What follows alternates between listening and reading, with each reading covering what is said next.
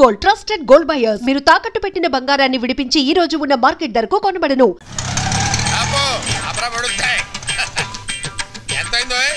Metre మీద ఏదైనా వేసాం సార్. మీటర్ మీద ఏమైనా వేసి ఇవ్వాలా? ఇదిగో తీసుకో. ఇదేంటి సార్? లేకపోతే ఏమిట్రా వేషాలు ఇస్తున్నావా? ఎంతైందో చెప్పు, అంతే ఇస్తాను. 10 రూపాయలు సార్. మరి ఆ 7 పేడవచ్చు కదా. నువ్వు అల్లా వస్తే నేను ఎలా వస్తాను రా? తెలివి తక్కువ అనుకున్నావేమో. 500 చిల్లర ఉందా? లేదు సార్. చిల్లర లేదా? లేదు సార్. ఆనంద్ బాబు, సీతు త్వరగా. అమ్మా, మీ నాన్న నిన్ను శ్రీరామచంద్రుడు అనుకుంటుంటే నువ్వు ఇక్కడ శ్రీకృష్ణ లీల ప్రదర్శిస్తున్నావా? వస్తున్నాను. నువ్వు ఇక్కడే ఉండు. అలాగే. ఆనంద్ బాబు, ఆనంద్ బాబు,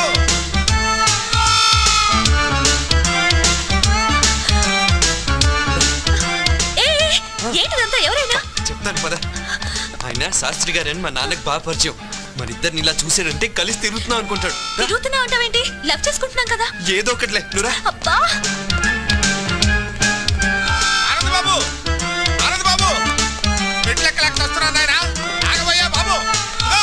ఆనంద్ బాబు, అయ్యో ఆనంద్ బాబు.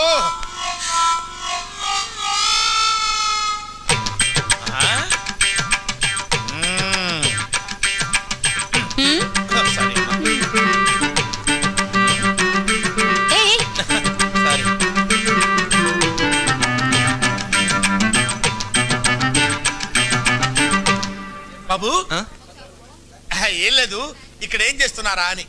చిలిపి పనులు చేసుకుంటున్నాం. ఓహో, చిలిపి పనులు చేసుకోవడానికి ఈ ప్లేస్ దొరికిందా మీకు? మీ ఇంటికి రమ్మంటారా? క్యారీ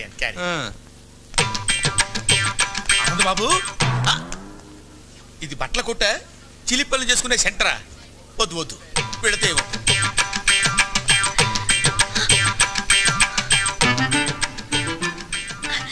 మళ్ళీ హక్ చేసుకోవా ప్లీజ్? అచ్చిపా శాస్త్రి గారు.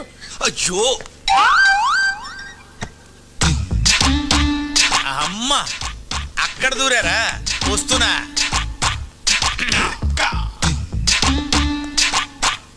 లోపల ఎవరన్నా ఉన్నారా అండి? ఉన్నారు, లోపలికి రండి.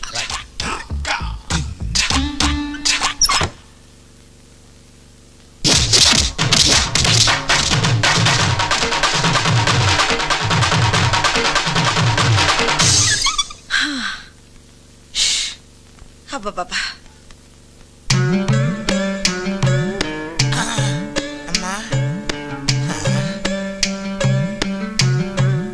లోపల ఎవరైనా ఉన్నారా అని అడిగితే బతకటమే కాకుండా జేబులో ఉన్న 500 రూపాయలు కూడా కొట్టేసింది నాయన. ఇప్పుడు ఎలాగా? రక్షించావు తల్లి.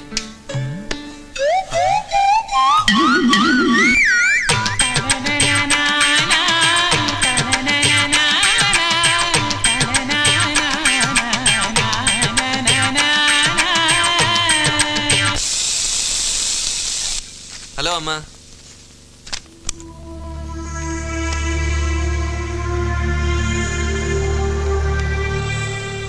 ఏంటమ్మా అలా ఉన్నావు?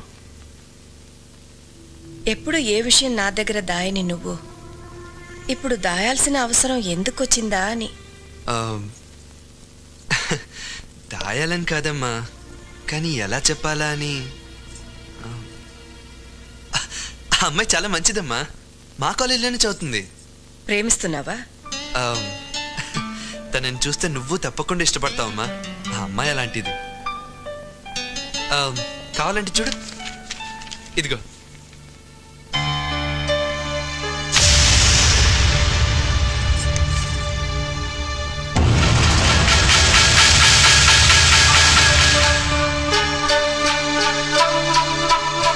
ఇది వాళ్ళ అమ్మ బొమ్మ. ఇది వేసి తను మా కాలేజ్ తరఫున ఫస్ట్ ప్రైజ్ గెలుచుకుంది.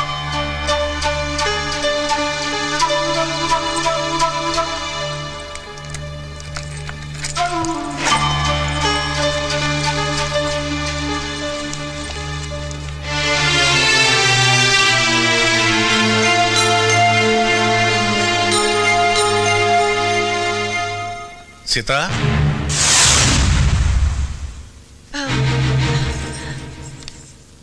ఏమిటి చూస్తున్నావు?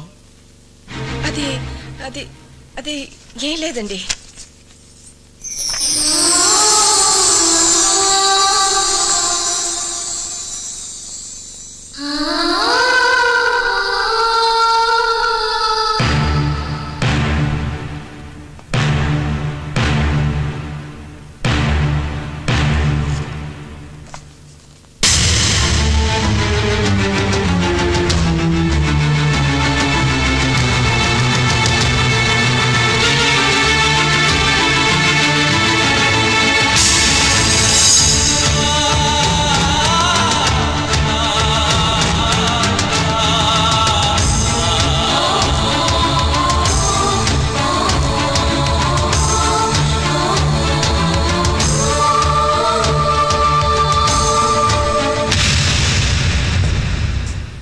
జీవితంలో నేను ఒకసారి తల వంచాను, అది నీ మెడలో తాళి కట్టడానికి.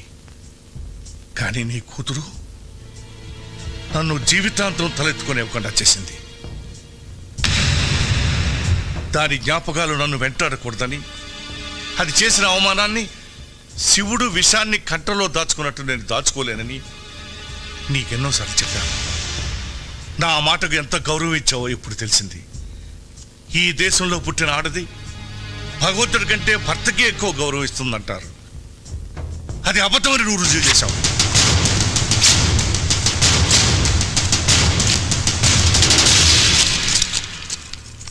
ఎందుకండి చనిపోయిన దాని మీద అంత కోపం?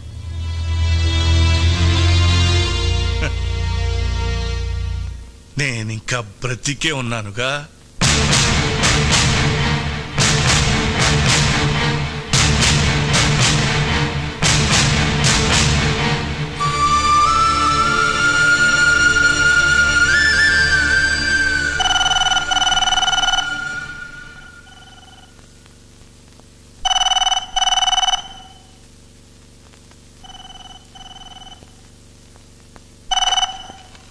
హలో ఆనంద్,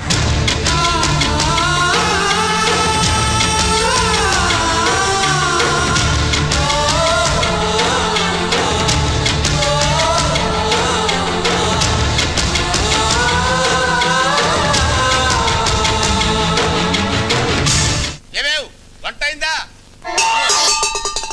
అవలేదన్నమాట. నా మొహర కప్పు కాఫీ పడేస్తావా? ఇవ్వన్నమాట. Okay okay. నమస్తే అండి. ఎవరయ్యా నువ్వు? నా పేరు తాడిబాబు అండి. ఏం కావాలి? నాకు ఒక అమ్మాయి కావాలండి. ఏమిటి ఏమిటి ఏమిటి మాట్లాడది? ఎవరితో మాట్లాడుతున్నావు? తెలిసి మాట్లాడుతున్నావా? సార్ అందుకు కాదు సార్, పెళ్లికి సార్, పెళ్లి చేసుకోవడానికి అమ్మాయి కావాలి సార్. ఆ ఏడుపు ముందు ఆడవచ్చు కదా. చెయ్యిలా చూపించు సార్. ఇటు తిప్పు. తిప్పే. ఇటు తిప్పు. తిప్పే. ఏది ఏదో వివాహరక నీ పిండాకుడు నీ జన్మకు పెళ్ళవదు పో. భలేవారండి. నా చేతిలో 5 స్టార్ హోటల్స్, పేపర్ మిల్లులు, షుగర్ ఫ్యాక్టరీలు ఉన్నప్పుడు ఇంకా రేఖలు ఎందుకండి? అలాగా మరి చెప్పవే. ఏమిటా నిలబడి ఉన్నావు? కూర్చో. థ్యాంక్స్. సింహాసనం మీద కూర్చో. ఇంత ముందు పెళ్లి చూపులు ఏమన్నా జరిగాయా? సూపులు చాలా జరిగాయండి, కానీ పెళ్లిళ్ళు మాత్రం 3 సార్. పెళ్లిళ్ళు 3 అయ్యాయి? అవునండి. వాళ్ళు ఏమైపోయారు? పోయారు సార్. అంటే లేచిపోయారా పారిపోయారా? కాదు సార్, చచ్చిపోయారు. 3 చచ్చిపోయారా? ఎందువల్ల? మొదటి భార్య బల్లి పడిన పాయసం తిని చచ్చిపోయింది సార్. 2 బల్లి పడిన పాయసమే తిని చచ్చిపోయింది సార్. 3 తల పగిలి చచ్చిపోయింది సార్.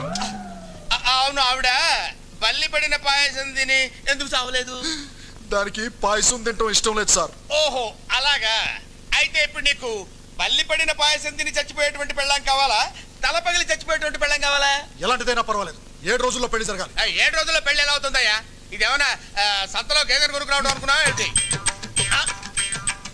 7 రోజులు ఎందుకయ్యా? ఇవాళ ఏ వారం?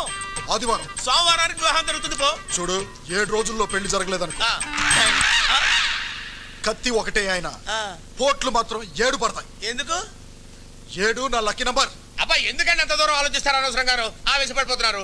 అమ్మాయి సంగతి నేను చూసుకుంటాను, మీరు వెళ్ళిపోండి. అమ్మాయి సంగతి అంటే వివాహం సంగతి నేను చూసుకుంటాను, తమరు దయచేయండి. 7 పోట్లు అంతే, గుర్తుంచుకో.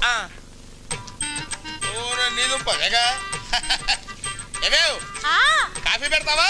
జ్యూస్ తీసుకొస్తానండి. ఓహో, ఈ స్మెల్ వచ్చేసిందే నీ లోపలికి.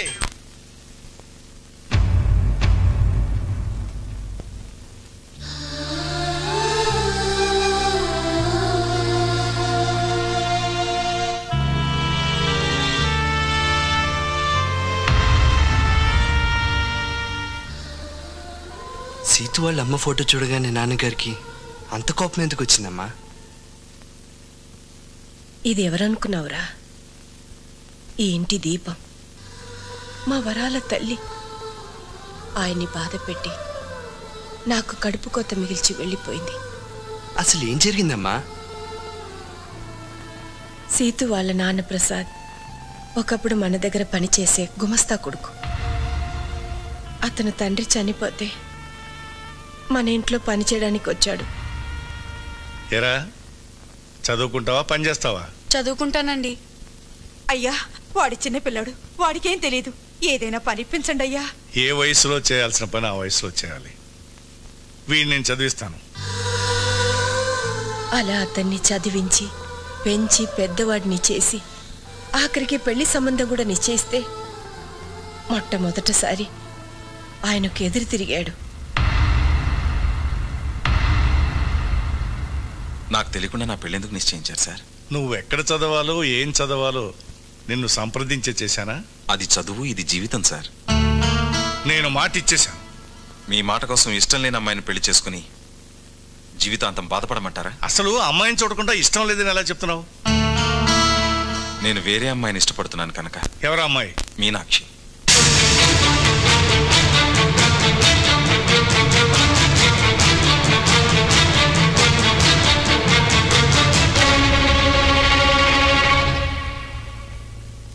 ఆ మాటలకు మీ నాన్నగారికి కోపం వచ్చింది. నమ్మక ద్రోహాన్ని క్షమించలేనని మీనాక్షిని ఒప్పించి వేరే పెళ్లి నిశ్చయించారు. కానీ పెళ్లి పందిట్లో నుంచి అది మమ్మల్ని మోసం చేసి వెళ్ళిపోయింది. ఏది పీడకలిని మేం మర్చిపోయామో దాన్ని మళ్ళీ నువ్వు గుర్తు చేస్తావు అనుకోలేదు.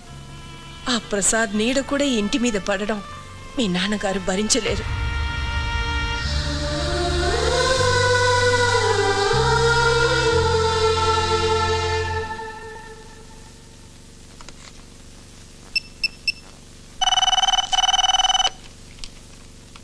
హలో,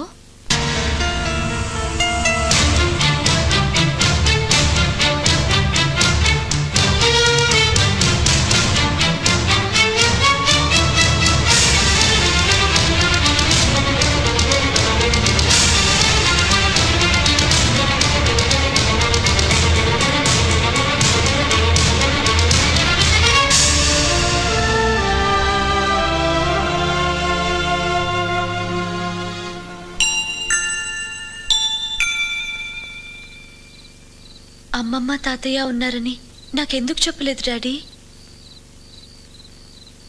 మనల్ని మర్చిపోయిన వాళ్ళ గురించి మనమెందుకమ్మా గుర్తు చేసుకోవడం? ఉండి లేనట్టుండే బంధువుల వల్ల జీవితాంతం బాధపడాల్సి వస్తుంది. ఆ బాధని మీ అమ్మ నేను అనుభవించాం. అది నీకు రాకూడదనే చెప్పలేదు.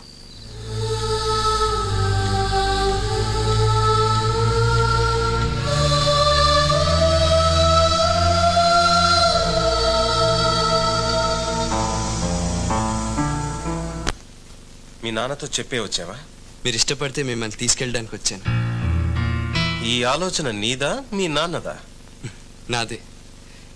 ఈ దేశంలో ఆడపిల్లని కన్నా ఏ తండ్రైనా మగపిల్లడింటికి రావడం ధర్మం అనుకుంటే వచ్చి మీ నాన్న కాళ్ళు పట్టుకోమంటావా? రేపెలాగో మీ వయసులో సగం ఉన్న అల్లుడి కాళ్ళు కడుగుతారు.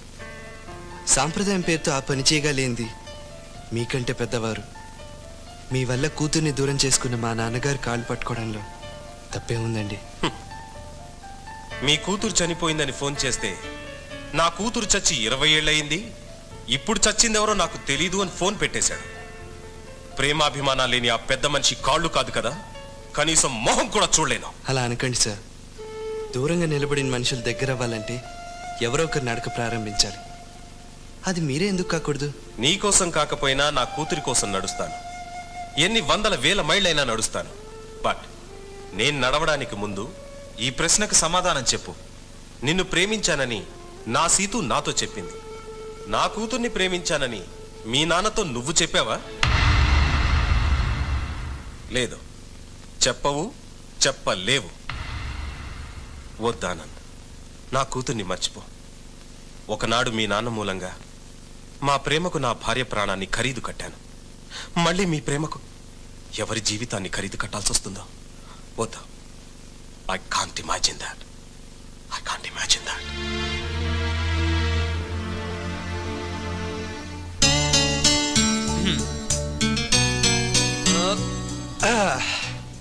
So 50% happy. మీ నాన్న డౌట్ అల్లా మా నాన్న ఒప్పుకోడానే కదా.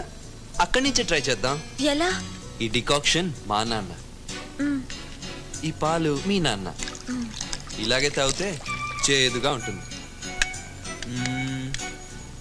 ఈ చక్కెర మన ప్రేమ.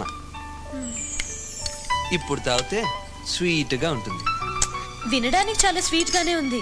రిజల్ట్ కూడా అలాగే ఉంటుంది.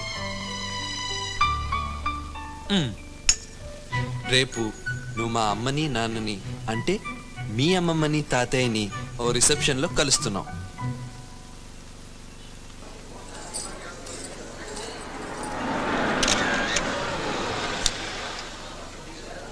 సిటు నాన్నొచ్చారు.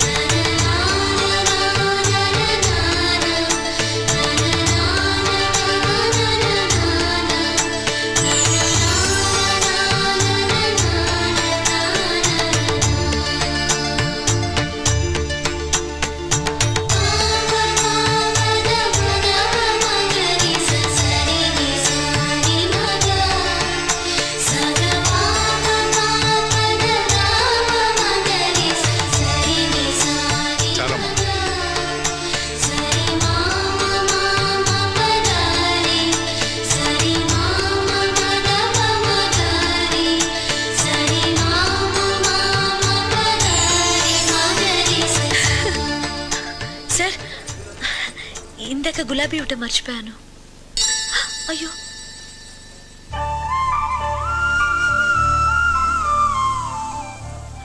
అది కింద పడింది కదమ్మా. నీ కాళ్ళ దగ్గరేగా పడింది. ఇంకోటి ఇస్తాను. థ్యాంక్స్ అమ్మా. తీసుకోండి.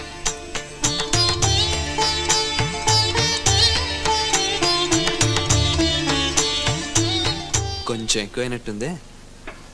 ఆయన ఆవలిస్తే పేగులు ఎక్కటమే కాదు, కిడ్నీ లివర్ సైజులు కూడా కనిపెట్టగలరు. జాగ్రత్త. నేను ఇక్కడికి వచ్చింది తాతయ్య మనసులోకి వెళ్ళటానికి. ఆయన మనసును గెలుచుకుంటాను చూడు. Good good, carry on.